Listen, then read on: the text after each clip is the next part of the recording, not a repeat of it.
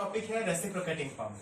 ठीक है, जो आपके डिसएडवांटेज है सेंट्रीफ्यूगल पंप के, उसको ओवरकम करने के लिए क्या बनाया गया? आपका रेसिप्रोकेटिंग पंप बनाया गया। सबसे पहले इसका कंस्ट्रक्शन समझते हैं। एक सिंपल आपको पाइप दिखाई दे रही है जो कि अंडरग्राउंड वाटर तक दिख रहा है आपको। यहाँ से पानी को खींचकर क्या करेगा? ये ऊपर लाना है। मतलब ये वाला आपका कौन सा ट्यूब हो गया? ये सक्शन हो गया।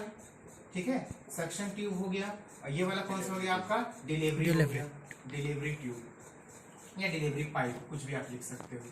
ठीक है, अब इसके बाद आप जो देख रहे हो यहाँ पर दो तरीके से दिखाई दे रहा है आपको। यहाँ पर इनलेट वॉल, आउटलेट वॉल। यहाँ पे आपको एक चैम्बर दिख रहा है, चैम्बर के अंदर आपका पिस्टन और सिलेंडर का क्या दिख रहा है? अरेंजमेंट दिख रहा है। ठीक है ना। और यहाँ पर क्या है? ये कनेक्टिंग रॉड, ये लगी हुई है क्रैंक। क्रैंक उसको बोला जाता है कि जो 360 डिग्री घूम जाए। अगर वो 360 डिग्री नहीं घूम रही तो वो क्रैंक नहीं है आपका। ठीक है ना। अब इसका प्रिंसिपल समझना। सक्शन ट्यूब का समझ में आ रहा है कि पानी को सक कर ऊपर लाएगा। डिलीवरी ट्यूब का मतलब समझ में आ रहा है कि इसको क्या कर देगा? आगे डिलीवर कर देगा। Inlet valve, outlet wall, chamber और कनेक्टिंग रॉड, इन सब का कॉम्बिनेशन क्या है, किस तरीके से वर्क करता है वो समझो। जब यहाँ पर आपका सक्शन क्रिएट हुआ, किस तरीके से कि जब आपका ये इधर घूमेगा, जब ये ऐसे घूमेगा तो ये कनेक्टिंग रॉड क्या होगी? बिल्कुल सीधी होगी। और जैसे सीधा होगा तो ये पिस्टन को क्या करेगा? पीछे की ओर खींचेगा। जैसे आपका पिस्टन इस तरफ मूव करेगा तो यहाँ की पूरी एयर को क्या करेगा? ये शक करेगा। और जैसे शक करेगा तो ये ट्यूब क्या हो जाएगा आपका? ये वॉल्व क्या हो जाएगा? ओपन हो जाएगा। भाई ऐसे खींचेंगे तो क्या होगा? ये वॉल्व क्या हो जाएगा? खुल जाएगा। और जैसे वॉल्व खुलेगा तो जितना भी प्रेशर डिफरेंस था ये पानी क्या हो जाएगा? खींचकर यहाँ आकर भर जाएगा। ठीक है, जैसे इसको छोड़ेंगे तो ये बंद हुआ वॉल्व, पूरा पूरा पानी क्या होगा? यहाँ पर भर गया। अब अगला राउंड जब ये लेगा, इधर घूमेगा तो ये क्या करेगा? ये पिस्टन जब इधर आएगा तो पानी को धक्का मारेगा।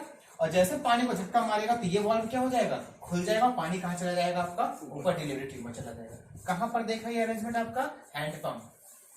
हैंड पंप है आपका, ये हैंड पंप ही है कि आपने इसको इस तरीके से चलाया तो जैसे ही आपने इसको किया तो क्या हुआ? ये पिस्टन जब पीछे आया, जैसे पिस्टन पीछे आएगा यहाँ की जितनी एयर है सबको खींचते हुए इधर लाएगा। और जैसे एयर खींचेगा तो ये वाला वॉल्व क्या हो जाएगा? अपने आप ओपन हो जाएगा। और जब ये ओपन होगा तो इसमें जो प्रेशर डिफरेंस है, जितना भी आपका पानी यहाँ पर है, इस सक्शन ट्यूब से होता हुआ पानी कहां पर एंटर करेगा? इस चैम्बर में एंटर करेगा।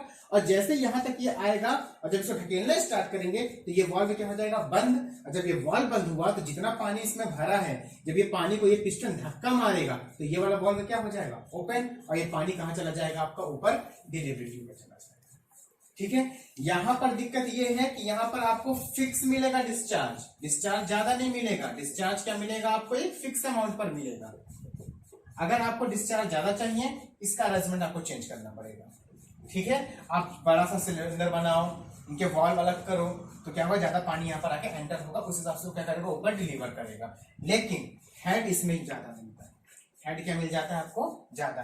कितना नीचे है उस नीचे को पानी को भी खींच कर क्या करेगा? ये ऊपर ले आएगा। तो रेसिप्रोकेटिंग समझ में आया?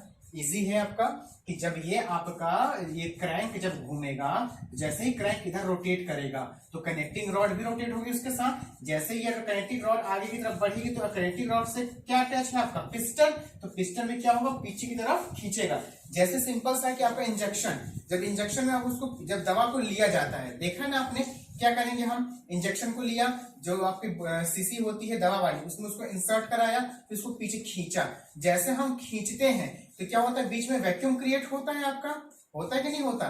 तो आपका जब वैक्यूम क्रिएट हुआ तो जो बॉटल के अंदर पे जो लिक्विड था वो किसके अंदर आ गया? आपका सिरिंज के अंदर आ गया। कैसे आया? वहां पे सक्शन क्रिएट हुआ ना।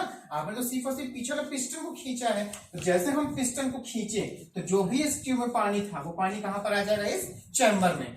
और जब इंजेक्शन आपको लगता है तब क्या करते हैं? उस वाले पिस्टन को हम क्या करते हैं? पीछे से धक्का मारते हैं तो जितना भी उस पिस्टन के सॉरी उससे आपके सिलेंडर के अंदर जो लिक्विड भरा हुआ था वो कहां चला जाता है? आपकी बॉडी में इंसर्ट हो जाता है। सेम प्रोसेस वही है। हमने इसको पीछे खींचा तो पानी कहां आ गया? ये वॉल्व ओपन हुआ, यहाँ पर पानी आ गया और फिर ये बंद हुआ। और जैसे में इसको धक्का मारा ये बंद हो गया तो कौन सा वॉल्व खुल गया? आपका आउटलेट वॉल्व खुला और वो पानी कहां चला गया? आपका ऊपर चला गया।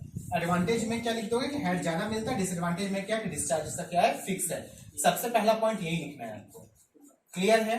डाउट किसी को? ठीक है, आपको सबसे पहले डायग्राम बनाना है, डायग्राम के बाद क्या लिखना है आपको? कंस्ट्रक्शन।